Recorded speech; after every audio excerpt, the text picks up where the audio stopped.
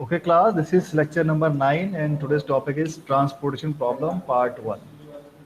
ये आपका यूनिट 5 का पार्ट है, ठीक है।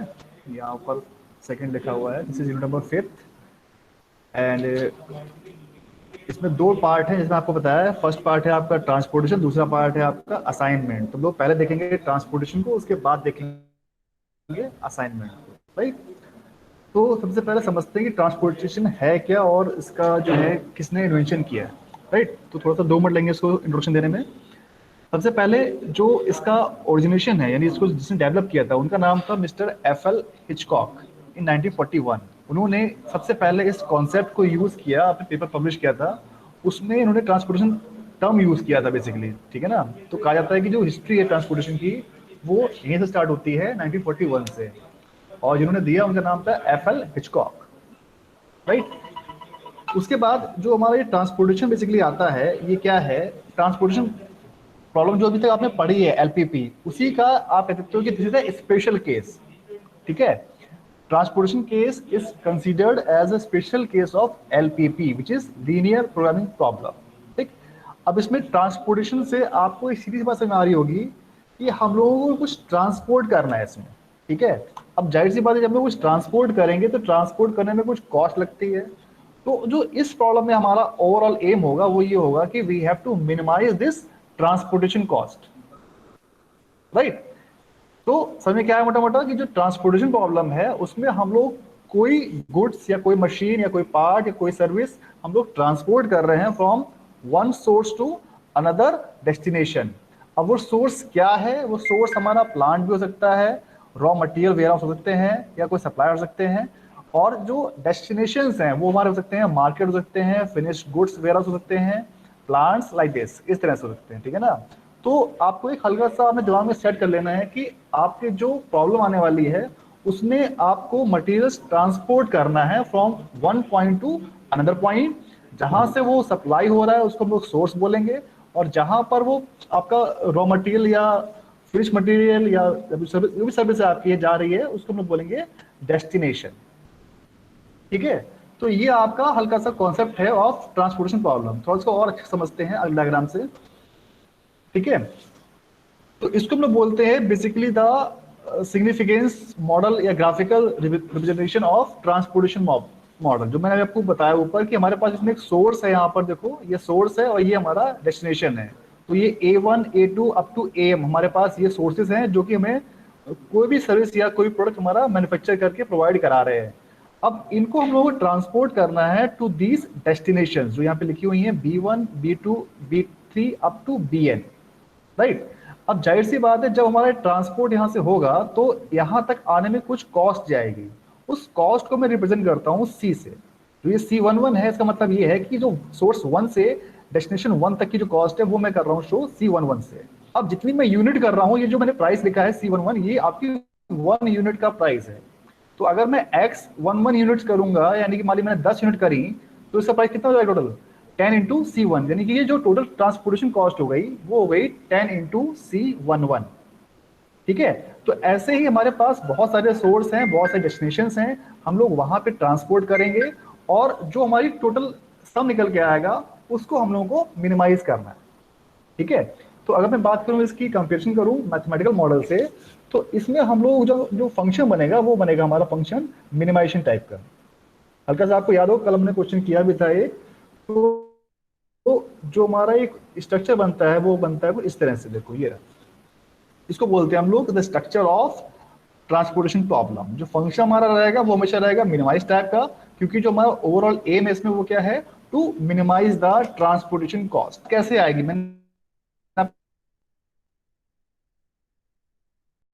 वो एक पर्टिकुलर यूनिट्स हैं from one source to other destination, और जो C11 है this is the cost of particular 1 unit, right. तो ये इनका जब समेशन कर देंगे तो ये निकल के आ जाएगी आपके पास पूरी ट्रांसपोर्टेशन कॉस्ट, और आपको इसको मिनिमाइज करना है। ये बात समझ आ गई। तो ये हमारा हो गया मैथमेटिकल मॉडल। अब जो बात करते हैं हम लोग इसके कंस्ट्रेंट की, तो जो सप्लाई है हमारी, यानी कि जो भी हमारे पास कुछ सप्लाई होंगी कुछ डिमांड होंगी, यानी कि आप इसका दो यहाँ पे ये रहा स्ट्रक्चर। तो ये जो हमारी यहाँ पर जो A1 लिखी हुई है ये हमारी सप्लाई हो रही है, राइट। और जो ये B1 B2 B3 लिखे हैं, ये हमारी जो है डिमांड्स आ रही है, यानी कि जहाँ पे हमारा कोई वेयर हाउस है उस पर कितनी डिमांड आ रही है, तो हम लोग उसको शो करते हैं B1 से, B2 से और BN से। तो जाहिर सी बात है जितना हम लोग सप्लाई करेंगे उतनी हमारी डिमांड होनी चाहिए। अगर कम हो रही है यानी क्वेश्चन हमारा कंप्लीट सही से फॉर्मुलेट नहीं हुआ। ये दोनों हमेशा ऑलवेज इक्वल होने चाहिए, जितनी डिमांड है उतनी हमारी होनी चाहिए सप्लाई। ये पहली कंडीशन है ट्रांसपोर्टेशन की। और जब भी हम लोग क्वेश्चन स्टार्ट करेंगे, हम लोग सबसे पहले चेक करेंगे जो सप्लाई और डिमांड है दोनों इक्वल है या नहीं है। अगर इक्वल नहीं है that means problem is imbalanced. अभी जो आगे बढ़ेंगे तो और क्वेश्चन देखेंगे तो और अच्छे से क्लियर होगा ये बात, राइट। तो अभी आपको बस ये दिमाग रखना है कि जो हमारा ओवरऑल स्ट्रक्चर है वो क्या है। तो जैसे मैंने बात करा था फंक्शन हमारा ये हो गया, अब बात करता हूँ मैं कंस्ट्रेंट की। तो जो सप्लाई हमारी मान लीजिए A1 है, तो उसमें जितनी भी हमारी करस्पॉन्डिंगली जो डिमांड हम लोग अज्यूम करेंगे X11, X12, X13 up to X14, तो इन सभी का समेशन जो है A1 के इक्वल होना चाहिए। यहाँ पे साइन लेस देन का है, लेस देन नाउ के यहाँ पे साइन होना चाहिए इक्वल टू का, it should be equal to A1। Similarly जो सेकेंड रो हमारी है उसकी भी जो भी हमारी डिमांड हमारी आ रही है उनका भी समेशन इक्वल होना चाहिए A2 के। सिमिलरली जितनी हमारी होंगी A1, A2, A3, A4, ये बात होगी हमारी सप्लाई की। ऐसी हमारी डिमांड की बन जाएगी, डिमांड की भी जो हमारी वैल्यू है वो भी सेम होनी चाहिए इक्वल टू B1। ठीक है, यहाँ पे जो साइन लिखा हुआ ग्रेटर देन का वो ना होगी, यहाँ पे इक्वल टू आएगा, राइट। और उसके बाद जो भी हम लोगों ने अज्यूम किया है कि जो भी यूनिट्स हमारी ट्रांसफर हो रही हैं X1, X2, ये सारे होने चाहिए पॉजिटिव या फिर जीरो, कभी भी ये निगेटिव नहीं होगा। ठीक है, अभी तक हम लोग जितने क्वेश्चन किए हैं हम लोगों ने कभी भी X1, X2 को नेगेटिव नहीं माना। या तो भाई प्रोडक्शन हमारा होगा या प्रोडक्शन हमारा नहीं होगा, वही मैंने एक बात कर रहा हूँ, ट्रांसपोर्ट या तो होगा या फिर नहीं होगा। कभी नेगेटिव में कभी ट्रांसपोर्ट आप कभी नहीं कर सकते हो। ठीक है, तो ये हो गया हमारा mathematical model of transportation problem. Question कई बार बनता है इसका OR में, इसलिए मैंने आपको बताया। अब सीधे मैं आता हूँ क्वेश्चन पे कि क्वेश्चन हमारा क्या है। ठीक है, ये सब कुछ समरी होगी उसकी जो मैं अभी बताया आपको ऊपर अभी तक। अब सीधे आते हैं क्वेश्चन पे आते हैं, ठीक है ना। ये क्वेश्चन आपको दे रखा होगा इस तरह से थ्योरी फॉर्म में, या फिर दे रखा होगा सीधे टेबल फॉर्म में। 90% क्या होगा, क्वेश्चन आपको टेबल फॉर्म में दिया होगा, बहुत कम चांस है कि आपको ये थ्योरी फॉर्म में दे। अगर थ्योरी फॉर्म में दिया हुआ है तो पहले उसको आप इस टेबल फॉर्म में कन्वर्ट करना होगा। ठीक है, तो पहला क्वेश्चन मैं आपको दोनों तरीके से करवा दे रहा हूँ, थ्योरी फॉर्म में भी as well as table form में भी। तो पढ़ते हैं क्वेश्चन। पहला क्या कह रहा है, ए डेयरी फार्म हैज 3 प्लांट्स, यानी एक डेयरी फार्म है उसके पास 3 प्लांट हो गए। Production at each plant are 6 million litre, 1 million litre and 10 million litre respectively. यानी कि हमारे पास 3 प्लांट हैं और तीनों प्लांट की जो कैपेसिटी है वो कितनी हो गई, 6, 1 and 10। Now each day firm must fulfil the needs of its distribution centres. Milk requirement at each centre is 7, 5 and 3। तो देखो यहाँ पे दो चीजें आ गई, जो पहले हमारी डिमांड है वो सप्लाई है वो मुझे मिल गई। यहाँ पे देखो 3 प्लांट थे, पहला क्या हो गया 6 मिलियन, तो ये हो गया मेरे पास, सॉरी 6, 1 और 10, ये क्या हो गया, ये हो गई इसकी कैपेसिटी। नाउ डिमांड कितनी आ रही है, 7, 5, 3 million litres and 2 million litres respectively. Now पूछ क्या रहा है, cost of shipping are million litre of the milk from each plant to each distribution centre is given in the following table. देखो table आपको दी हुई है इसमें, ठीक है ना, ये टेबल दी हुई है आपको। ठीक है, तो इसमें जो आपके ये मिल्क प्लांट है और जो आपका ये वेयर हाउस है उसमें पर्टिकुलर S1 से D1 की कॉस्ट दी हुई है आपकी 2 रुपीज। अगर मेरा कोई भी प्रोडक्ट या जो भी मेरा मिल्क है वो S1 से D1 पे जा रहा है तो उसकी कॉस्ट 2 रुपीज है। ऐसे ही अगर S1 से D2 पे जा रहा है तो दे रखी है 3 rupees. Similarly S1 to D3 is given 11 rupees and S1 to D4 is given 7 rupees respectively, right. तो ये जो दी हुई है इसको हम लोग बोलते हैं पे ऑफ मैट्रिक्स, यानी कि ये हमारी, इसको हम लोग कॉस्ट मैट्रिक्स भी बोलते हैं, कई बार बोलते हैं इसको पे ऑफ मैट्रिक्स भी बोला जाता है, जहां पे हमारी बात हो रही है कि कितनी कॉस्ट बैठेगी। फिर जो यहाँ पे लिखा हुआ है इसका मतलब है कि डिमांड, यानी कि पर्टिकुलर जो हमारा वेयर हाउस है उस पर डिमांड कितनी है, यानी कि कितना वो मैक्सिमम जो प्रोडक्ट है वो चाहता है। यानी कि जो हमारा वेयर हाउस D1 है उसकी डिमांड आ रही है 7 लीटर्स की। सिमिलरली जो हमारा D2 है उस पर डिमांड आ रही है 5 लीटर्स की। D3 है 3 लीटर्स, D4 है 2 लीटर्स। तो आप ऐसा समझ लो कि जो इनकी मैक्सिमम कैपेसिटी है वो इतनी है। यानी कि ये 7 लीटर दूध ले सकता है, ये ले सकता है 5 लीटर, और जो D3 है वो ले सकता है 3 लीटर, और जो D4 है वो ले सकता है 2 लीटर। अब बात करते हैं मिल्क प्लांट की, जो उनकी कैपेसिटी क्या है। जो मिल्क प्लांट हमारा S1 है वो टोटल सप्लाई कर सकता है ओनली 6 लीटर। जो हमारा दूसरा प्लांट है S2 वो कर सकता है मैक्सिमम 1 लीटर, और जो प्लांट S3 है वो मैक्सिमम कर सकता है सप्लाई 10 लीटर। यानी कि मुझे अब डिमांड सप्लाई को सबसे पहले मैंने क्या बताया आपको, चेक करना है कि जो इनका समेशन है वो आना चाहिए हमेशा इक्वल। यानी कि 6 + 1 + 10 = 17, और 7 + 5 12, 12 + 3 15, 15 + 2 70। यानी कि जो हमारी प्रॉब्लम है वो बैलेंस्ड है इक्वल टू 70, यानी कि इनका समेशन इक्वल है। That why problem is our balance now. तो हमें सिर्फ प्रॉब्लम को सॉल्व करना है। हमारा पहला पार्ट खत्म हो गया, क्वेश्चन हम लोगों ने समझ लिया क्वेश्चन में क्या कह रहा है। अब इसको हम लोग सॉल्व करेंगे। तो इसको सॉल्व करने का हमारे पास 4 या 5 मेथड है। आपको मैं जितने हो पाएंगे उतने मैक्सिमम कवर करूंगा आज। तो सबसे जो फर्स्ट मेथड है, जो सबसे पहला मेथड है, वो है हमारा नॉर्थ वेस्ट कॉर्नर रूल। ठीक है। अब देखो इसमें जैसे नाम से लिख रहा है कि नॉर्थ वेस्ट कॉर्नर, मतलब क्या है कि इस जो हमारी पे ऑफ मैट्रिक्स है हम लोग स्टार्टिंग हमेशा वहां से करेंगे जो इस पे ऑफ मैट्रिक्स का होगा नॉर्थ वेस्ट या अपर लेफ्ट कॉर्नर। तो आप बताओ इस मैट्रिक्स का अपर लेफ्ट कॉर्नर कौन सा है, सिर्फ इस पे ऑफ मैट्रिक्स का। वो दिख रहा है मुझे S1 और D1, यानी कि this is my upper left corner. तो मैं स्टार्टिंग करूंगा हमेशा इस पॉइंट से अगर मुझे क्वेश्चन करना है सॉल्व नॉर्थ वेस्ट मेथड से। ठीक है भाई। तो अब मैं सॉल्व कैसे करूंगा, सॉल्व ऐसे करूंगा, मैं चेक करूंगा इस सेल में कि डिमांड कितनी आ रही है और कितनी सप्लाई आ रही है। तो देखो इस प्लांट वेयर हाउस पे डिमांड आ रही है हमारी 7 लीटर्स की, बट जो सप्लाई है वो सिर्फ 6 लीटर की ही है। तो मैं क्या करूंगा 6 लीटर पूरा पूरा प्रोवाइड करा दूंगा D1 पे इस तरह से। और जैसे मैं इसको यहाँ प्रोवाइड कराऊंगा इसको मैं बोलता हूँ एलोकेट करना। तो जैसे मैंने इसको एलोकेट किया तो इसको एक सर्किल से मैं क्लोज कर दूंगा ताकि मुझे याद रहे कि मैंने 6 यहाँ पर एलोकेशन दे दिया है। अब जो मैंने यहाँ पे 6 दिया है उसको मैं यहाँ माइनस कर दूंगा, 6 - 6 ये हो जाएगा 0। और यहाँ पर जो मैंने 7 दिया था, अब इस 7 में से मेरा एक माइनस हो जाएगा तो कितना बचेगा यहाँ पर, टोटल 1। ठीक है। 7 - 6 कितना हो जाएगा, 1 तो रहेगा, तो 1 मेरा बचेगा यहाँ पर। तो मैंने 1 यहाँ पर लिख दिया है। अब देखो जैसे ही मेरी यहाँ पे ये सप्लाई 0 हो गई, यानी कि अब मैं इस रो में और कोई फर्दर एलोकेशन नहीं दे पाऊंगा, इसीलिए मैं इस पे एक हल्की सी लाइन ड्रॉ कर दूंगा ताकि मुझे याद रहे कि अब इसे मुझे दोबारा यूज नहीं करना। ठीक। तो अब जो बची हुई मेरे पास मैट्रिक्स है वो बची मेरे पास मैट्रिक्स ये वाली सिर्फ। अब बची हुई मैट्रिक्स का जो अपर लेफ्ट कॉर्नर है वो कौन सा होगा, वो होगा मेरे पास ये 1। ठीक है। तो अब मैं फिर से चेक करूंगा कि 1 पे मेरी डिमांड कितनी आ रही है और सप्लाई कितनी आ रही है। देखिए 1 पॉइंट पे जो मेरी डिमांड आ रही है वो आ रही है 1, और सप्लाई कितनी है 1। तो यानी कि मैं 1 दूंगा, प्रोवाइड कराऊंगा यहाँ पर, तो मेरी पूरी डिमांड सप्लाई बैलेंस्ड हो जाएगी। 1 मैंने यहाँ दिया तो 1 से ये 1 गया 0, और यहाँ पे 1 था तो ये भी हो गया मेरे पास 0। ठीक है। अब जैसे मेरी 0 हो गई तो मैं क्या करूंगा, अब मैं इसको भी क्रॉस ऑफ कर दूंगा और इसको भी कर दूंगा क्रॉस ऑफ।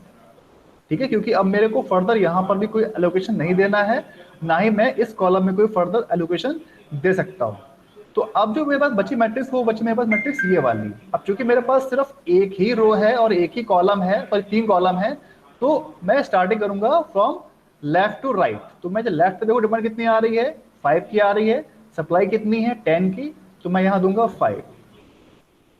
5 मैंने दिया यहाँ पर, जैसे ही मैंने 5 दिया यहाँ मैं 5 0 कर दूंगा, और यहां पर मैं 10 से 5 को माइनस करके जो बचेगा वो लिख दूंगा यहाँ पे 5। ठीक। ये 0 हुआ, लाइन खींच दो फिर से। फिर उसके बाद क्या है 15, डिमांड कितनी है 3 की, सप्लाई कितनी है 5 की, तो इजीली यहाँ पर 3 को एलोकेट कर दूंगा। 3 मैं एलोकेट करूंगा यहाँ पर इस तरह से, और 3 - 3 0 हो जाएगा, और उसके बाद 5 - 3 कितना बचेगा 2। तो ये भी हमारी रो फिनिश हो गई। अब बचता है ये लास्ट एलिमेंट। यहाँ पे देखो डिमांड कितनी 2 की आ रही है, सप्लाई कितनी है, सप्लाई भी 2 की आ रही है, तो यानी कि 2 हम लोग यहाँ पे एलोकेट कर सकते हैं इस तरह से। ये कराया मैंने, यहाँ पे 0 कर दूंगा और यहाँ पर भी 0 कर दूंगा। तो इसकी एक चीज क्वालिटी ये भी है कि जैसे ही आप क्वेश्चन खत्म करोगे आप देखो कि आपकी सारी डिमांड सप्लाई पूरी कंज्यूम हो गई, यानी कि आपकी पूरी डिमांड सप्लाई यहाँ पर 0 0 हो चुकी है। इसका मतलब क्वेश्चन पूरा आपका खत्म हो चुका है। अब आपको और भी कोई एलोकेशन नहीं करना है। इतना करने के बाद फिर आपको जहां जहां आपने एलोकेट किया है उसको उसकी कॉस्ट से मल्टीप्लाई करना होता है। तो एक नीचे हम लोग लिखेंगे इसके बाद टोटल कॉस्ट, वो लिखेंगे इस तरह से, total cost is equal to 2 into 6। ठीक है, 2 क्या है, 2 हमारा जो कॉस्ट थी पर्टिकुलर 1 यूनिट की, और उन्होंने कितनी यूनिट्स दी हैं 6 लीटर, तो हम लोग क्या करेंगे 2 इंटू 6। सिमिलरली प्लस जहां जहां उन्होंने एलोकेट किया है 1 इंटू 1, तो करेंगे 1 इंटू 1। उसके बाद जो हमारा नेक्स्ट रो है उसमें कितना है 8 इंटू 5, 8 इंटू 5। उसके बाद 15 इंटू 3, 15 इंटू 3। ठीक है भाई, तो ये आपको लास्ट में लिखना होता है, जब भी क्वेश्चन आपका खत्म हो जाएगा उसके बाद आपको नीचे लिखना होगा total cost is equal to this. अब इसकी जो भी वैल्यू आएगी वो हो जाएगी आपकी total transportation cost for this model. बताओ भी कितनी आ रही है कॉस्ट ये,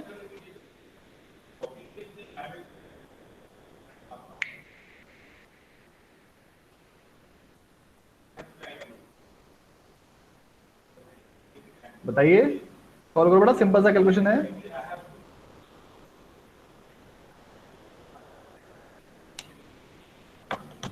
क्लास में कोई सर है या नहीं है? 116 सर, 116। 6। ठीक है, 116। Very good. तो 116 रुपीज आ गई आपकी कॉस्ट फॉर दिस मॉडल। ठीक है, जब मैंने उसको सॉल्व किया इस मेथड से, इसका नाम है नॉर्थ वेस्ट कॉर्नर रूल। समझ आया भाई क्या मेथड है ये? बहुत सिंपल मेथड है, बहुत टफ नहीं है। बताइए, यस सर। कोई डाउट? सर डाउट नहीं है सर, ऐसे क्वेश्चन सर मिल जाएंगे सर बुक्स में करने के लिए एग्जांपल्स, जैसे इसमें हाँ सारे मिलेंगे भाई, सारे मिलेंगे, सारे दिए हुए एग्जाम्पल्स हैं। लेकिन एग्जाम में तो सिंपल क्वेश्चन नहीं आएगा, थोड़ा सा लेंदी आएगा उसमें क्वेश्चन, ठीक है ना, थोड़ा ट्रिकी आएगा। ठीक है, तो ये मेथड अगर क्लियर हो तो फिर आगे बढ़े ना। एक मेथड और भी है, वो भी हम लोग देख लेते हैं आज। टोटल आपको आज बताऊंगा 4 मेथड बताऊंगा, 4 में से 4 के बाद जो 5वां है वो बताऊंगा कल मैं आपको, राइट। तो अगर ये मेथड क्लियर है तो आगे बढ़ो फिर मैं, बताइए। यस कुछ सर। कुछ नहीं यस पूछना? सर क्लियर है। वेरी गुड, बहुत बढ़िया। तो जो हमारा अगला मेथड है वो है, हमारा टॉपिक है रो मिनिमा। ठीक है, ये क्या था हमारा, ये था नॉर्थ वेस्ट कॉर्नर मेथड। अब जो अगला मेथड है उसको बोलते हैं हम लोग रो मिनिमा। यानी कि अभी जो हम लोगों ने काम किया है अब हम लोग वही काम करेंगे रो वाइज। ठीक है, अब इसमें क्या करना होता है, हम लोग चलेंगे फर्स्ट रो से स्टार्ट करेंगे, और इस फर्स्ट रो में जो सबसे छोटा एलिमेंट है, यानी कि रो वाइज बात कर रहा हूं मैं, फर्स्ट रो में स्मॉलेस्ट वैल्यू जो होगी हमारी, हम लोग उसको लेके चलेंगे और वहां पे देंगे allocation as per demand and supply. तो मैं बात करता हूँ फर्स्ट रो की, जो कि हमारी S1 है। अब देखो S1 पर डिमांड सबसे छोटी वाली क्या दिख रही है मुझे, स्मॉलेस्ट वैल्यू दिख रही है मुझे 2। तो 2 पर देखो डिमांड कितनी आ रही है 7 की, उसके बाद आ रही है मेरे पास डिमांड, सॉरी सप्लाई आ रही है 6। तो मैं 6 यहाँ पे कराऊंगा एलोकेट, जो कि सबसे छोटी वैल्यू है मेरी। यहाँ पे मैंने दिया इसको 6, और यहाँ पे कर दूंगा 0, और यहाँ पे कर दूंगा मैं 7 माइनस 6 1। ठीक है, अब जब तक मेरी यहाँ पे रो में कुछ वैल्यू रहेगी तब तक मैं फर्दर एलोकेशन करता रहूंगा। अब चूंकि देखो यहाँ पे 0 हो चुका है, तो अब इस रो में मैं कोई फर्दर एलोकेशन नहीं कर पाऊंगा, इसीलिए मैं जाऊंगा अब रो नंबर 2 में। ये रो मेरी अब खत्म हो गई। ठीक है, मैं क्यों पे यहाँ पे क्यों आया, क्योंकि मेरी यहाँ पे 0 हो चुकी है सप्लाई, यानी कि मुझे अब फर्दर कोई एलोकेशन नहीं करना है। अगर यहाँ पे कुछ वैल्यू होती तो मैं देखता दूसरे बड़ी वैल्यू क्या है, फिर मैं उस पर करता एलोकेशन। अब चूंकि यहाँ पे 0 हो चुका है, इसीलिए मैं नीचे जा रहा हूँ, जो कि मेरी सेकेंड रो है। अब सेकेंड रो में देखो सबसे छोटी वैल्यू क्या दिख रही है मुझे, 0। Sir 3, sir 0, sorry 0। हाँ 0 है। सेकेंड मैं बात रो की कर रहा हूँ बेटा, ठीक है, वो तो रो हमारी खत्म हो गई। अब सेकेंड रो पे आ गया हूँ मैं, S2 पे आ गया हूँ। तो S2 में सबसे छोटी वैल्यू है वो है मेरी 0।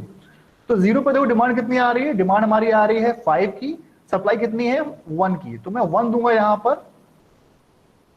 ठीक है, और यहां कर दूंगा 0। उसके बाद यहां कितना बचेगा, यहां बचेगा आपके पास 4। जैसे ये 0 हो गया यानी कि आपकी ये वाली रो भी अब फर्दर कैलकुलेट नहीं होगी, इसको मैं यूज नहीं करना है।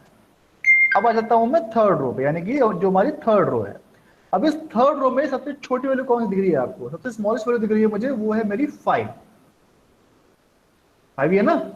तो अब 5 पे देखो डिमांड कितनी आ रही है, डिमांड आ रही है 1 की, सप्लाई है 10 की। तो मैं क्या करूंगा, 1 दूंगा यहाँ पे, एलोकेशन दूंगा जो मेरी डिमांड दी हुई है यहाँ पर, ये 1 मैंने दिया, ये 1 हो गया खत्म, यहां बचेगा 9, ठीक है। अब उसके बाद इसी रो में मैं आगे बढ़ूंगा, 5 से बड़ी वैल्यू क्या दिख रही है मुझे, 5 से बड़ी दिख रही है मुझे 8। तो 8 में देखो डिमांड कितनी आ रही है, 4 की, और सप्लाई कितनी है 9 की। तो यहाँ पे इजिली 4 हो जाएगा एलोकेट, मैंने 4 किया एलोकेट यहाँ पर, यहाँ पे 0 और यहाँ बचेगा ये 5। अब देखो 8 से बड़ी वैल्यू क्या दिख रही है मुझे, 9।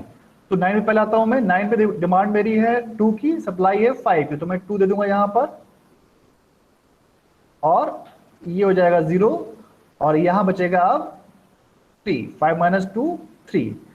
9 से बड़ी वैल्यू क्या दिख रही है मुझे, 15। तो 15 में देखो डिमांड कितनी है 3 की, और सप्लाई भी 3 है, यानी कि मैं 3 को यहाँ पे आराम से एलोकेट कर दूंगा। तो ये हो जाएगा यहाँ पर 0 और ये हो जाएगा यहां भी 0।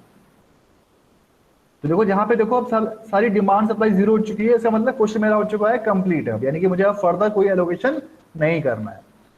फिर से वही काम करूंगा मैं, यहाँ पर टोटल कॉस्ट निकालूंगा, total cost is equal to 2 into 6 plus 0 into 1, तो ये 0 जाएगा, चाहे जो करो चाहे मत करो एक ही बात है, केवल 0 आनी है, प्लस 5 इंटू 1,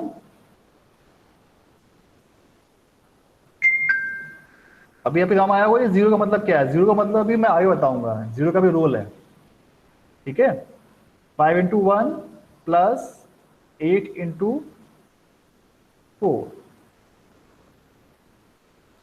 ठीक है। फिर 15 इंटू 3 प्लस 9 इंटू 2। बताओ अभी कितनी वैल्यू आ रही है इसकी सर 112। 112, यानी कि अब जो हमारी वैल्यू पिछली बार आ रही थी उससे कुछ वैल्यू हमारी इंप्रूव हो गई, यानी कि जो पहले हमारी कॉस्ट बैठ रही थी 116 रुपए, वो बैठ रही है अब 112 रुपए, यानी कि हमें 4 रुपए का फायदा हो गया अगर हम इस तरीके से एलोकेशन दें, ठीक है। तो ये मेथड क्लियर हो गया पूरा आपको, कुछ पूछना है Yes, इसमें? sir. No, sir. क्लियर है, चलो ठीक है। तो अब आगे बढ़ते हैं, जो हमारा नेक्स्ट मेथड है वो है हमारा कॉलम मिनिमा। ये क्या था, रो मिनिमा, अगला मेथड हमारा है कॉलम मिनिमा। अब जो हम लोगों ने काम रो में किया था वही काम हम लोग करेंगे अब कॉलम वाइज, सेम काम करना है, यानी कि हम लोगों को जो हमने अभी रो में चेक करे थे स्मॉलेस्ट वैल्यू, वही बात हम लोग करेंगे अब कॉलम में भी। तो हम लोग स्टार्ट करेंगे फर्स्ट कॉलम D1 से। अब इस D1 में सबसे छोटी वैल्यू क्या दिख रही है मुझे दिख रही है वैल्यू 1। 1 पे देखो डिमांड कितनी आ रही है 7 और सप्लाई कितनी है 1, तो 1 आराम से हो जाएगा यहाँ पे एलोकेट, ये मैंने किया एलोकेशन यहाँ पर, 1 माइनस 1 ये हो जाएगा 0, तो यहाँ कितना बचेगा, यहाँ बचेगा आपके पास 7 माइनस 1 6, ठीक है। अब देखो चूंकि यहाँ पे इस कॉलम में हमारे जो डिमांड थी वो 0 नहीं हुई है, तो मैं फर्दर अभी इसमें और एलोकेशन दूंगा, ठीक है। मैंने क्या बोला था, जब तक हमारा कॉलम में कोई भी डिमांड खत्म ना हो जाए तब तक मैं आगे नहीं बढ़ूंगा, यानी कि मुझे अभी फर्दर और एलोकेशन देना है इसी कॉलम 1 में। तो अब मैं देखूंगा कि 1 से बड़ी कॉस्ट क्या दिख रही है मुझे, 1 से बड़ी कॉस्ट दिख रही है मुझे 2। तो 2 पे देखो डिमांड कितनी आ रही है 6 की, और सप्लाई कितनी है 6 की, तो मैं यहाँ पे दूंगा 6, यहाँ हो जाएगा 0 और यहाँ पे हो जाएगा 0, ठीक है। अब देखो जहां जहां भी 0 होता जाता है मैं अपने याददाश्त के लिए एक हल्की सी लाइन ड्रॉ कर लेता हूं इस पे, ताकि मुझे याद रहे कि मैं आगे क्वेश्चन में इनको कहीं गलती से यूज ना कर लूं, ठीक है। तो मेरा ये भी हो गया और मेरा ये भी हो गया। अब देखो मेरे पास फर्स्ट कॉलम पूरा मेरा 0 हो चुका है, तो अब मैं फर्दर बढ़ूंगा आगे अपने नेक्स्ट कॉलम में। तो जो मेरा नेक्स्ट कॉलम है वो है D2, ठीक है।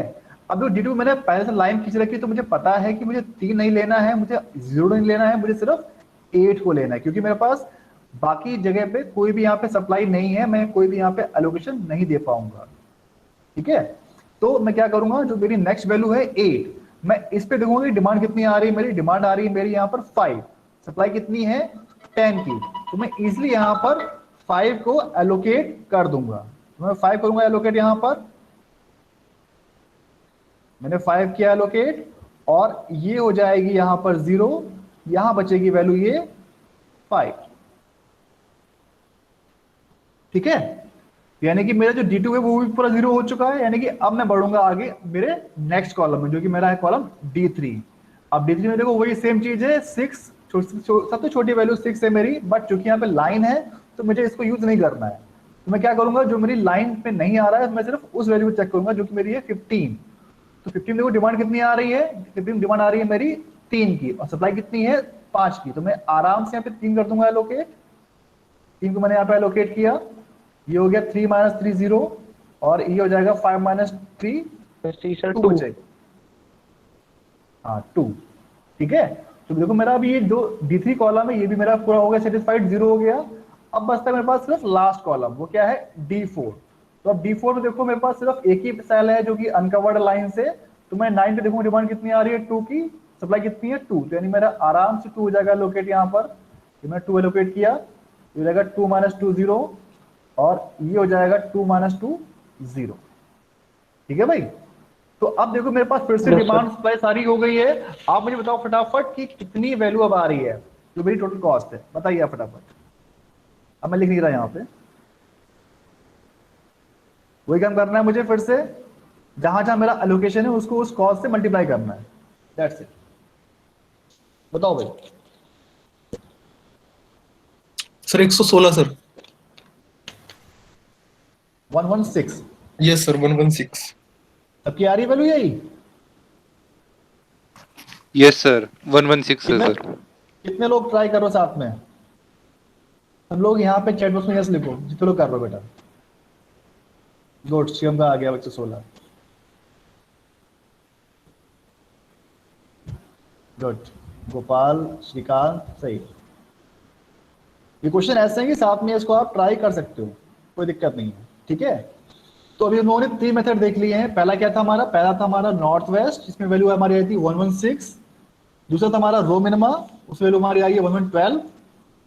थर्ड मेथड जो हमारा था वो था कॉलम मिनिमा, इसमें हमारी वैल्यू आई है 116, यानी फिर से हमारी जो है वैल्यू वही पहले वाले के इक्वल आ गई, यानी कि ये उतना ऑप्टिमम रिजल्ट नहीं दे रहा है। अब बढ़ते हैं हम लोग, जो हमारा फोर्थ मेथड है आज का वो है हमारा लीस्ट कॉस्ट मेथड। ठीक है, तो अभी लोगों ने क्या करा था, रो में हम लोग चेक करते रो वाइज, कॉलम में करते कॉलम वाइज, बट जो हमारा ये वाला मेथड है लीस्ट कॉस्ट मेथड, यानी कि इसको हम लोग बोलते हैं LCM। क्या बोलते हैं? LCM, यानी कि अब जो है हम लोग चेक करेंगे smallest value from the total matrix, यानी पूरी मैट्रिक्स में सबसे छोटी वैल्यू क्या है, ना रो ना कॉलम। फिर से रिपीट कर रहा हूं, एलसीएम में हम लोग चेक करते हैं पूरी मैट्रिक्स से स्मॉलेस्ट वैल्यू, राइट।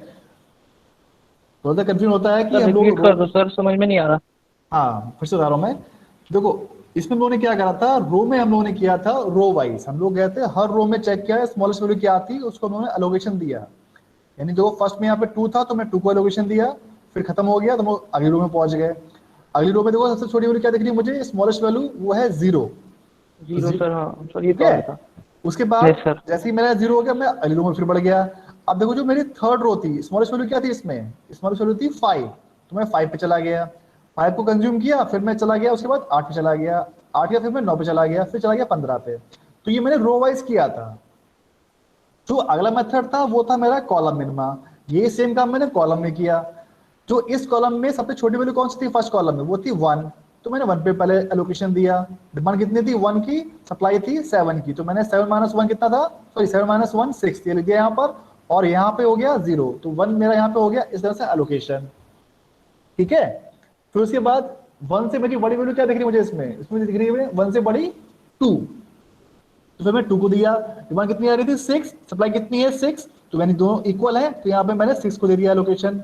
इसी तरह मैं बढ़ता गया सेकंड कॉलम, थर्ड कॉलम और फोर्थ कॉलम।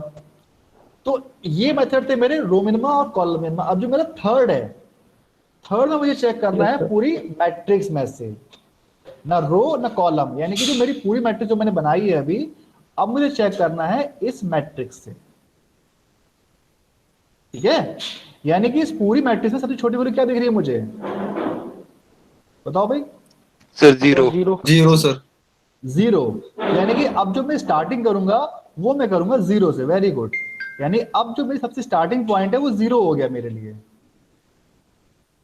ये ध्यान में फिर से रिपीट कर रहा हूं, अब मुझे रो या कॉलम से मतलब नहीं रह गया, मुझे रह गया मतलब पूरी मैट्रिक्स से।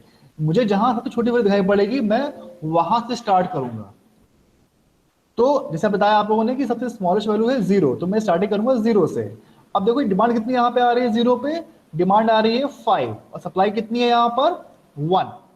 सर 1। ठीक है, तो मैं क्या करूंगा, जीरो पे यहाँ पे दूंगा 1 को एलोकेट करूंगा इस तरह से, ये मैंने 1 किया एलोकेट, यहाँ पे हो जाएगा 1 माइनस 1 0, और यहाँ बचेगा 5 माइनस 1, ये बच जाएगा 4। जैसे ही मेरे यहाँ पे कोई भी डिमांड सप्लाई जीरो होती है मैं तुरंत एक लाइन खींच देता हूं ताकि मैं फर्दर उसको यूज ना करूं। ठीक, तो मुझे बताओ जीरो से बड़ी वैल्यू कौन सी है दिख रही है आपको,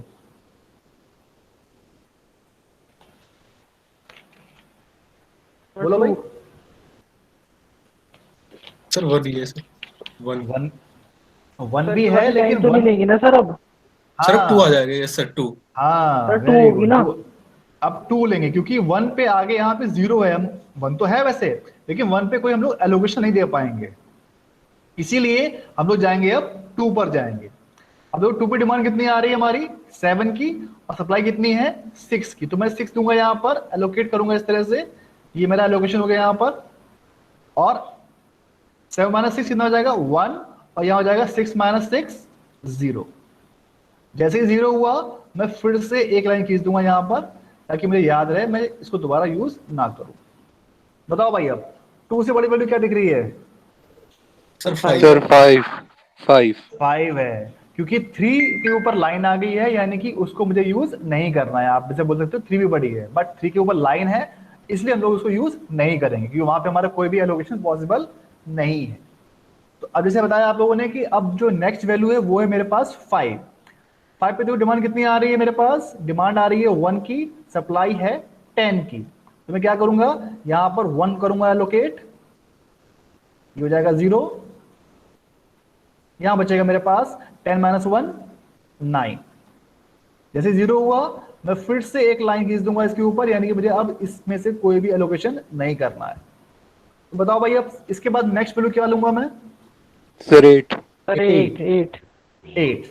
डिमांड देखो यहाँ पे 8 पे कितनी आ रही है डिमांड 4 की, सप्लाई कितनी है 9, तो यानी कि 8 में से यहाँ पे करूंगा 4 को एलोकेट, ये हो जाएगा 4 यहाँ पर, 4 माइनस 4 0, और यहाँ बचेगा 9 माइनस 4 5। ठीक है भाई, अब 8 से बड़ी वैल्यू क्या दिख रही है मुझे 9 दिख रही है, तो 9 पे देखो डिमांड कितनी आ रही है 2 की, सप्लाई है 5 की, इजिली यहाँ पे मैं 2 कर सकता हूँ आराम से एलोकेट, ये मैं 2 किया एलोकेट, यहाँ पे 2 माइनस 2 0 हो जाएगा, और यहाँ बचेगा 5 माइनस 2 3। ठीक है, अब 9 के बाद सिर्फ एक ही शब्द दिख रहा है मुझे जो कि है 15, तो मैं इसको आराम से देखूंगा 15 को, यहाँ पे डिमांड 3 की है और सप्लाई भी हमारी 3 की है, तो मैं क्या करूंगा 3 कर दूंगा यहाँ पे एलोकेट पूरा पूरा, यहाँ बचेगा 3 माइनस 3 0, और यहाँ बचेगा 3 माइनस 3 0। जैसे ये 0 हुआ आप देखो आपकी सारी डिमांड सप्लाई 0 हो चुकी है, यानी क्वेश्चन आपका पूरा कंप्लीट हो चुका है। बस यहाँ पे दिखाइए टोटल कॉस्ट, बताओ कितने वैल्यू आ रही है, बताओ भाई। सर 120। 120, यस करो सर। बेटा 112 सर। 112, ये सही है, ये सर सही नहीं, 112 है सर। 112 ही आएगा।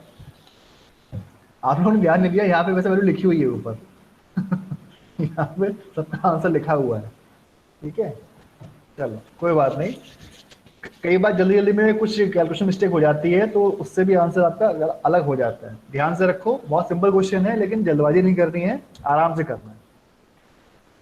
तो इसमें आपका आंसर आ गया है 112, यानी कि अब देखो आपने जो टोटल 4 मेथड देखे अभी, उनमें 2 में आपकी वैल्यू सेम आई है जो कि थे हमारे रो मिनिमा और लीस्ट कॉस्ट, जो हमारा नॉर्थ वेस्ट है और जो हमारा ये वाला है कॉलम मिनिमा, इनमें आ रही है हमारी वैल्यू 116। ठीक है, तो इसमें ऐसा कोई रूल नहीं है कि ये मेथड अप्लाई करो तो इसमें अभी वैल्यू सबसे कम आएगी, ये मेथड हिट एंड ट्रायल के हैं, किसी में भी आपकी वैल्यू कम आ सकती है। ठीक है, ऐसा कोई फिक्स रूल नहीं है। तो ये जो चार मेथड बताया आपको मैंने, north west, row minima, column minima और एलसीएम, ये चारों मेथड आपको पूरे क्लियर हैं? कोई डाउट इसमें किसी में, कोई पॉइंट पूछना हो तो पूछ लो अभी।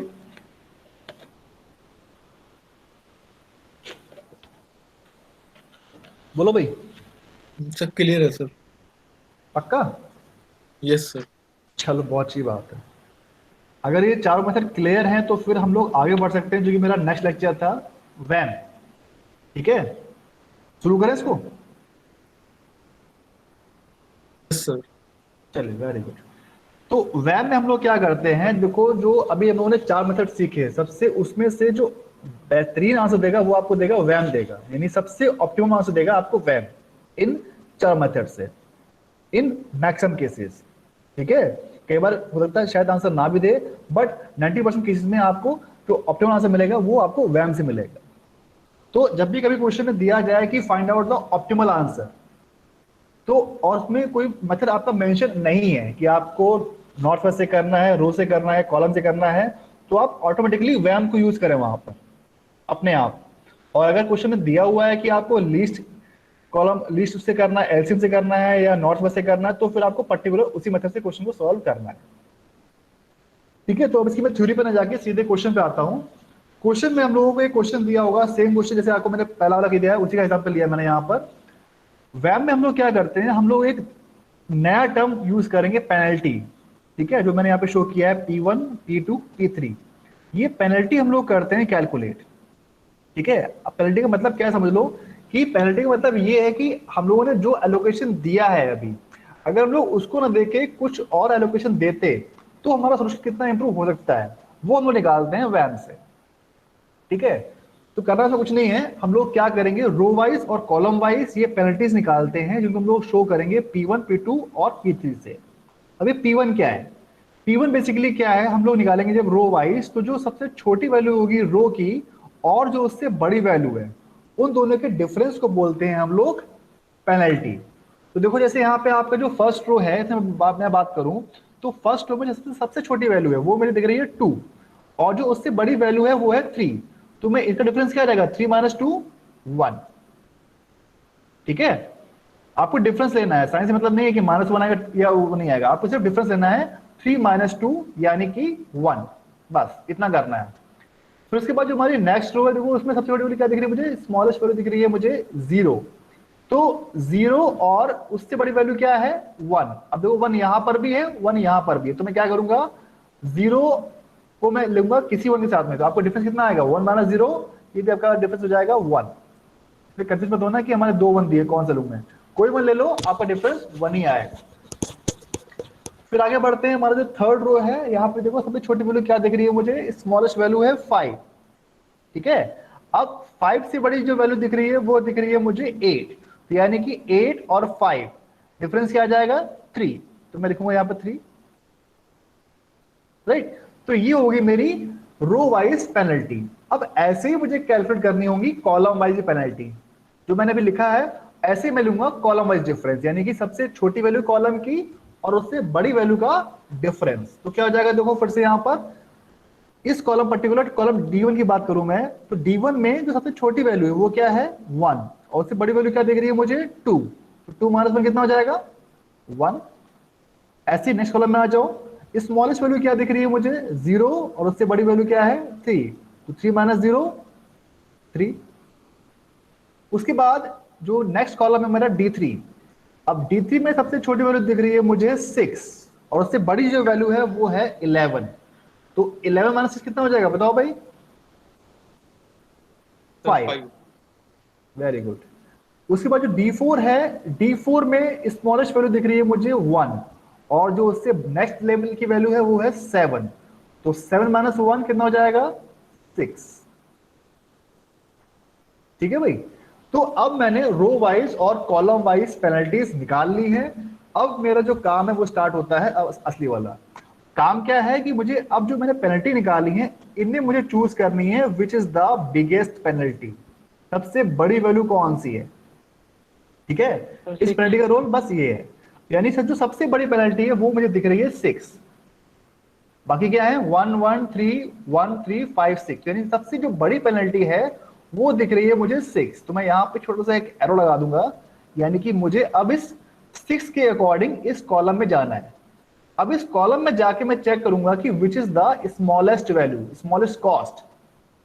ठीक है, मैंने क्या करा, सबसे बड़ी पेनल्टी उसके अंदर जाऊंगा, चेक करूंगा सबसे छोटी वैल्यू, यानी biggest penalty smallest cost check करने के लिए मैं जाऊंगा। तो 6 के अकॉर्डिंग मैं इस कॉलम में गया और जो सबसे छोटी वैल्यू दिख रही है मुझे वो दिख रही है 1। तो मैं अब 1 पे एलोकेशन दूंगा।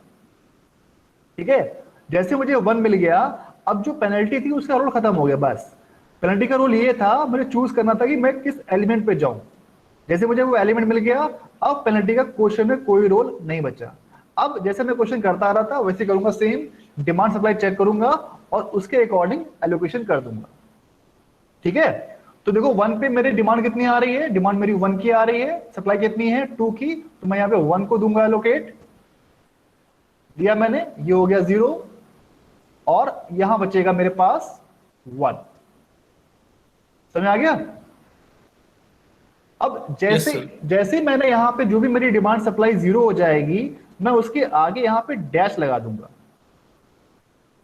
ठीक है, डैश लगा दो या फिर एक यहाँ पे एक लाइन खींच दो ताकि आपको याद रहे कि अब आपको इसकी पेनल्टी नहीं निकालनी है। रीजन वही है क्योंकि यहाँ पे हमारी सप्लाई 0 हो चुकी है, अब फर्दर यहाँ पे कोई एलोकेशन नहीं हो पाएगा।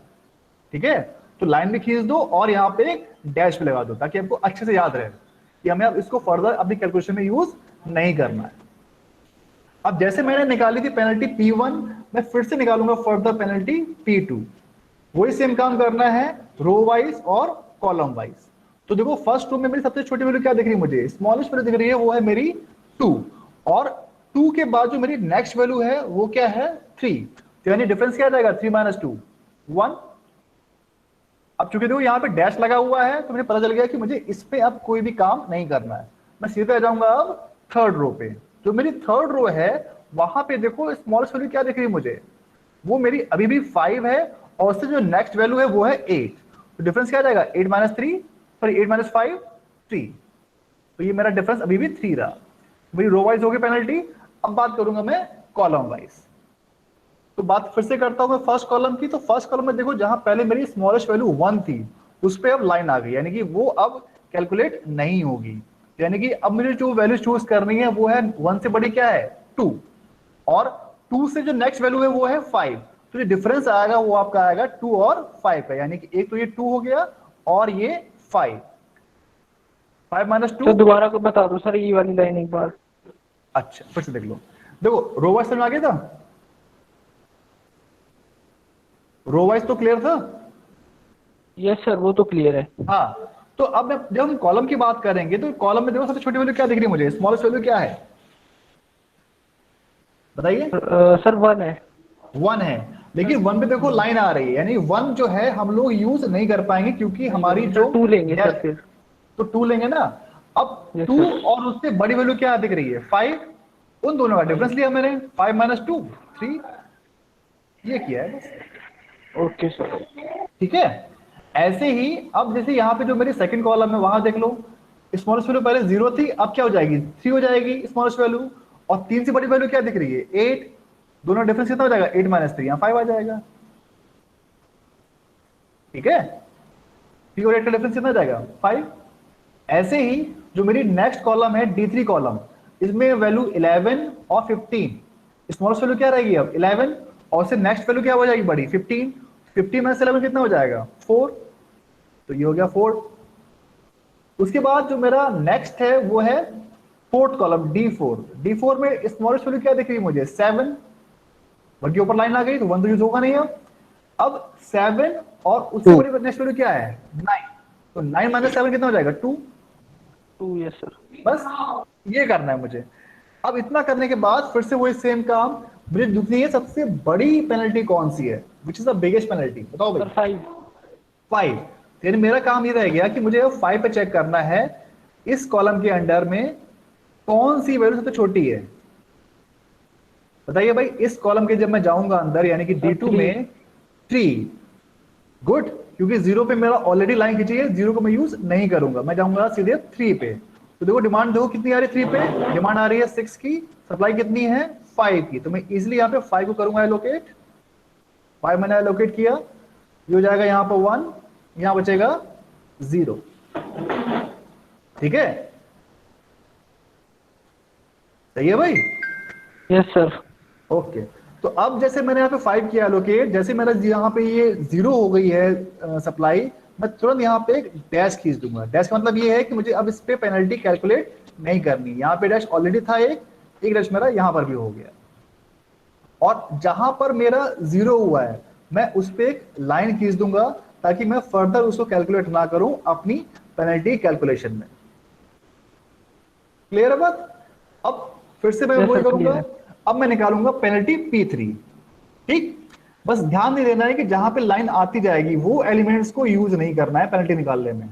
अगर वो यूज कर लिए तो फिर क्वेश्चन पर हो जाएगा गलत। ये लाइन खींचने का पर्पज सिर्फ यही है कि आप उनको यूज ना करें। कोई दिक्कत नहीं, अब आगे बढ़ते हैं, फिर से निकालते हैं हम लोग फर्स्ट रो वाइज पेनल्टी। तो देखो जो हमारा फर्स्ट रो है, अब इसमें क्या क्या बचा हुआ है एलिमेंट, 2, 11 और 7। तो जो इन तीनों में सबसे छोटी वैल्यू क्या है, वो है हमारी 2, और 2 से जो नेक्स्ट बड़ी वैल्यू है वो क्या है मेरे पास, 7। तो डिफरेंस क्या आएगा, 7 और 2 का, वो बन जाएगा यहां पर 5। ठीक है, अब जो सेकेंड रो है वहां पे डैश लगा हुआ है, वहां मुझे कुछ भी कैलकुलेट नहीं करना है। अब बात करता हूं मैं थर्ड रो की। अब थर्ड रो में मेरे पास वैल्यू क्या बचेगी, 5, 15 सर और 9 माइनस 9। 5 4। तो 9 माइनस 5 4। अब तो आपको समझ में आने लगा अपने आप। Very good, very good. यानी अब क्या करोगे आप, रो वाइज हो गई। Now I have to find out penalties in column. तो फर्स्ट कॉलम में देखो आप D1 में पेनल्टी क्या आ जाएगी, अब बोलो फटाफट, अब आप बताइए। 3। 3 सर। 3 कैसे, Yes, sir. स्मॉलेस्ट वैल्यू होगी Sir, 2 5 और नेक्स्ट उससे Yes, sir. 5, तो 5 माइनस 2 यानी कि 3। वेरी गुड, अब समझ में आपको आने लगा इसका मतलब। तो ये हो गया 3, यहाँ पे डैश लगा हुआ है, यहाँ पे मुझे यूज नहीं करना है। अब बताओ D3 के अंदर पेनल्टी कितनी आएगी, ये हो जाएगी सर 4। 4 कैसे, 15 माइनस 11, ये हो जाएगी माइनस मेरी 11। Very good 4। उसके बाद जो नेक्स्ट कॉलम उसके बताओ भाई, इसमें बताओ। 2 sir. Sir 2। Very good, 9 minus 7, ये हो जाएगी मेरी 2। तो यानी कि अब मेरी रो वाइज और कॉलम वाइज सारी पेनल्टीज आ चुकी हैं। अब मुझे चेक करना है which is the biggest penalty. तो सबसे बड़ी पेनल्टी कौन सी दिख रही है मुझे इसमें, 4। 4 नहीं 5 है भाई, ये रही 5। 5। ठीक है, तो ये जो Sir, 5 है five. ये हो जाएगी सबसे बड़ी पेनल्टी इस केस में। तो मुझे अब इस रो के अंदर में जाना है। पेनल्टी कहीं हो सकती है रो वाइज भी और कॉलम वाइज भी, ऐसा कोई रूल नहीं कि कॉलम में चेक करना है आपको। आपको जो पेनल्टी निकाली है आपने रो वाइज कॉलम वाइज दोनों चेक करनी होती है। इनमें सबसे बड़ी पेनल्टी कौन सी है, ठीक है? तो सर अब मैंने देखो सर यहाँ रो सबसे में बड़ी देख के पेनल्टी दिख बता रही दिया है। था सर। नहीं नहीं, दोनों देखने होते बेटा, कॉलम वाइज दोनों देखने होते। ठीक है, हाँ। तो अब जो आपने चेक किया है इस 5 के अकॉर्डिंग जाओगे आप, इस रो में जाओगे, इस रो में देखिए सबसे स्मॉलेस्ट वैल्यू क्या दिख रही है आपको, 2 दिख रही है। और 2 पे डिमांड कितनी आ रही है, डिमांड आपकी आ रही है 1 की, सप्लाई कितनी आ रही है 5 की। तो आप क्या करोगे, चुपचाप यहाँ पे 1 एलोकेट करोगे और इसे कर दोगे यहाँ पर 0। हाँ, यहाँ हो गया आपका 0, और यहाँ कितना बचेगा, 7 माइनस 1, ये बचेगा यहाँ पर 6। ठीक है, जैसे ये 0 हुआ आप इसको एक लाइन खींच दो ताकि आप इसको दोबारा फर्दर यूज ना करो। ठीक है, अब मुझे ये बताओ, जैसे हमारे पास 2 रो खत्म हो चुकी हैं, अब मैं कॉलम में पेनल्टी निकाल पाऊंगा, पेनल्टी नहीं निकाल पाऊंगा। यानी मेरे पास सिर्फ एक सिंगल रो बच गई है, यानी कि मुझे अब फर्दर पेनल्टी नहीं निकालनी है। मेरी जो रो बची हुई हैं मुझे उसी में एलोकेशन कर देना है। ठीक है, अब इसमें देखो यहाँ पे हमारी डिमांड कितनी आ रही है, डिमांड हमारी बच रही है 6 + 3 + 2 यानी कि 10, और यहाँ कितनी है, ये भी हमारी 10 है। राइट, तो मैं क्या करूंगा, सीधे जैसे जैसे हमारी डिमांड आती जा रही है वैसे मैं इस पे करता जाऊंगा एलोकेशन। ठीक है भाई, तो देखो यहाँ पे कितनी आ रही है, यहाँ पे हमारी डिमांड आ रही है 9 की, तो यहाँ पे मैं दे दूंगा 1 को, 1 दिया मैंने यहाँ पर। यहाँ कितना बचा, यहाँ बचा 9, ये हो जाएगा 0। ठीक है, तो उसके बाद कितनी बची यहाँ पे 3, तो मैं 3 दूंगा यहाँ पर, यहाँ हो जाएगा 0, यहाँ बचेगा मेरे पास 6।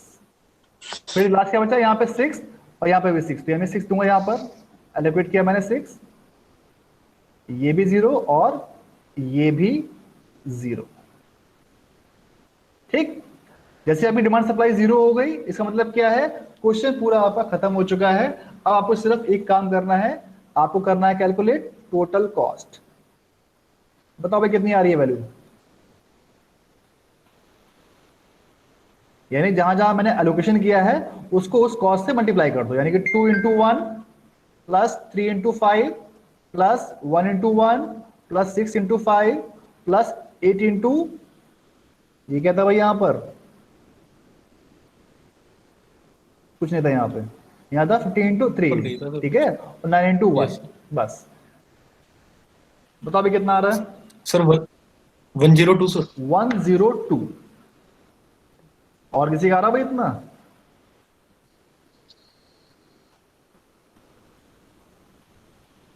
बाकी लोग भी करो भाई।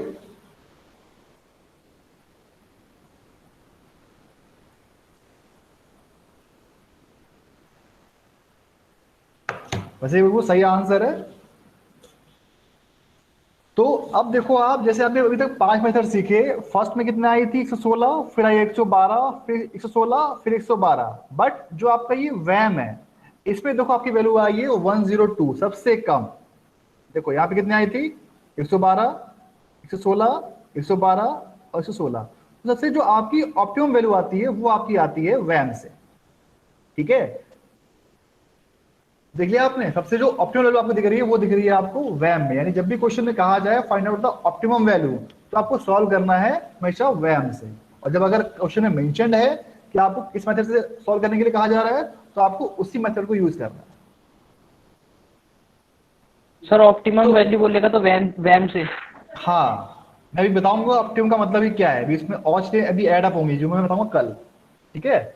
अगर आपको ये मेथड पूरा क्लियर हो गया है, तो अब मैं ये क्वेश्चन दे रहा हूं, फटाफट मुझे इसका आंसर बताओ कितना आएगा नॉर्थ वेस्ट से, बताओ ये पहले।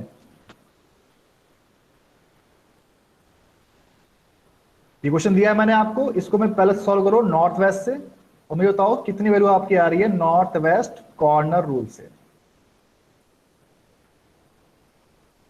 उसके बाद सॉल्व करो इसको एलसीएम से। ये आपका असाइनमेंट है, या समझ लीजिए होमवर्क जो बच्चों देते हैं, और फिर मैं कराऊंगा इसको आपको वेब से, ठीक है। तो पहले मुझे बताओ कि जो नॉर्थ वेस्ट है इससे कितनी वैल्यूज की आ रही है, बताइए। और कुछ अगर डाउट हो तो मुझसे पूछ लो, जिनको समझ में आ गया वो लोग क्वेश्चन ट्राई करें बेटा।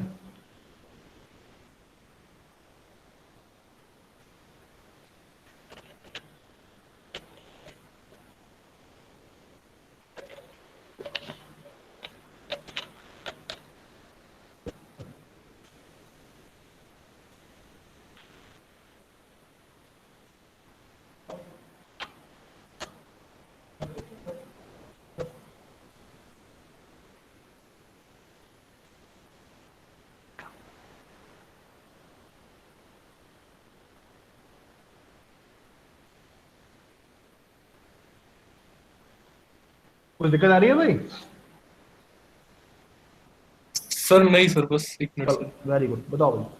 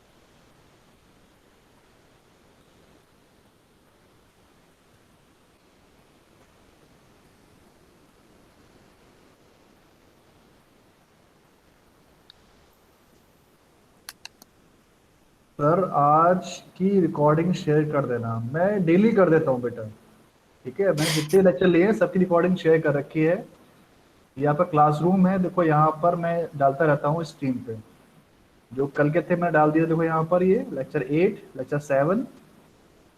उसके अलावा यहाँ पे फोल्डर देखो, यहाँ पड़ा हुआ है वीडियो लेक्चर का, ये इसमें पूरी मैंने एक लिंक डाल रखी है जो लेक्चर मेरे कल तक के लिए, लेक्चर 8 तक जो कल तक लेक्चर लिया है मैंने, सबकी यहाँ पे लिंक डाली हुई है। आप सिर्फ क्लिक करो, आपको लेक्चर पूरा मिल जाएगा एज इट इज, बिना एडिट किया हुआ।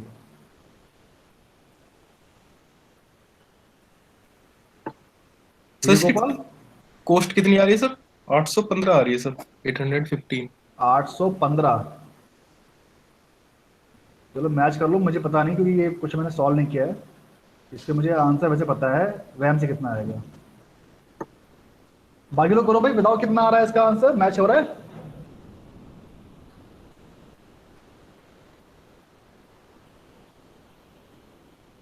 गोपाल, मयंक, बताओ भाई।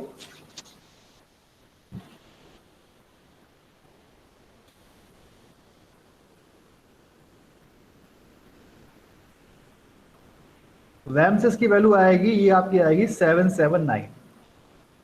ठीक है? सर नोट से निकालना है ना ये तो भी? हाँ, तो इसका मुझे याद है ना, वो बता रहा हूँ मैं, इसको मैंने सॉल्व नहीं किया था, इसमें याद नहीं है।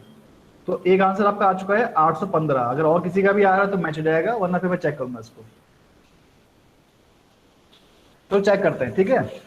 तो अगर सबसे पहले इसको सॉल्व करें नॉर्थ वेस्ट से, तो देखो सबसे पहला जो हमारा अपर लेफ्ट कॉर्नर है वो क्या है, 19 दिख रहा है मुझे। तो 90 में डिमांड कितनी आ रही है? डिमांड आ रही है मेरी 5 की, और सप्लाई आ रही है 7 की। तो मैं यहाँ डिमांड दे दूंगा 5 को। ठीक है, 5 करो 0। अच्छा एक बात और है, जब भी क्वेश्चन आप स्टार्ट करो उसको चेक कर लो कि डिमांड सप्लाई का सम इक्वल आ रहा है कि नहीं आ रहा है। अगर इक्वल नहीं आ रहा है तो फिर आपका क्वेश्चन का जो है आपका इम्बैलेंस है, आपको इसको बैलेंस करना पड़ेगा। यहाँ पे तो चांस की बात है 34 दोनों का सम इक्वल आ रहा है, तो क्वेश्चन को दिक्कत वाली बात नहीं है। बट जब भी क्वेश्चन करो ट्राई करो हमेशा कि क्वेश्चन बैलेंस है या नहीं। ठीक है भाई? तो ये आपका हो गया, यहाँ पर आपने डिमांड दी थी इसकी 5, सप्लाई थी 7, तो यहाँ बचेगा आपके पास 2। जैसे ये 0 हुआ इसे खत्म कर दो, यानी कि अब इसको यूज नहीं करना हमें।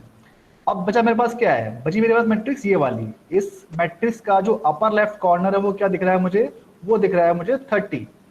तो 30 पे तो डिमांड कितनी आ रही है, डिमांड मेरी आ रही है 8 की, सप्लाई कितनी है 2 की, तो मैं 2 दूंगा यहाँ पर, मैंने 2 दिया, ये हो गया 0, और यहां बचा मेरे पास ये 6।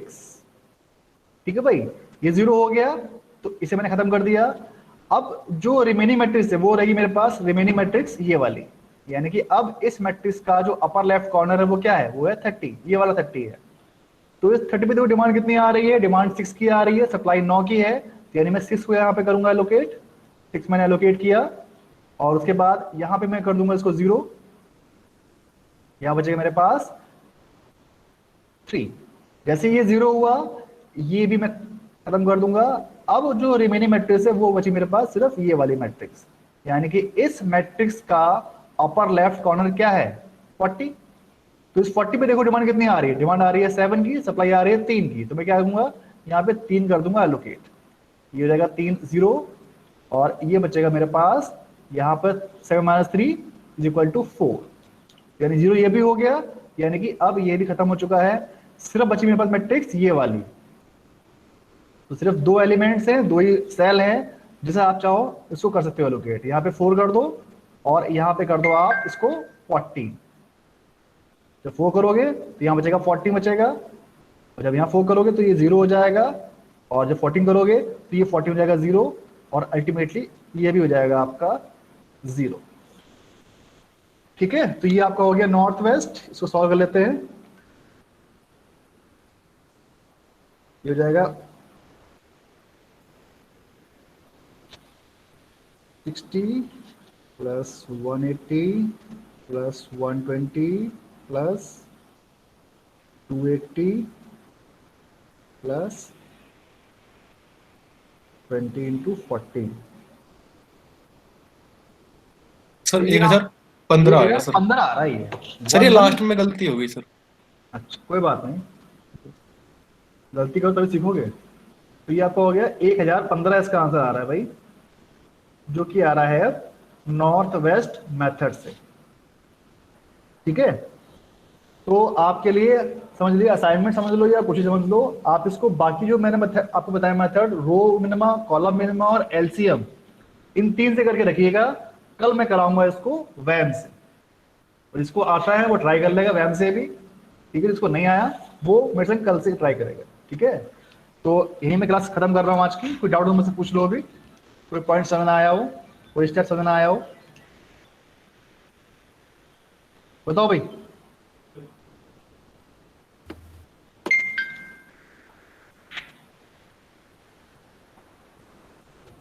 क्लास ओवर करूँ फिर मैं? Yes sir. Yes sir. Okay, thank you. Thank you sir.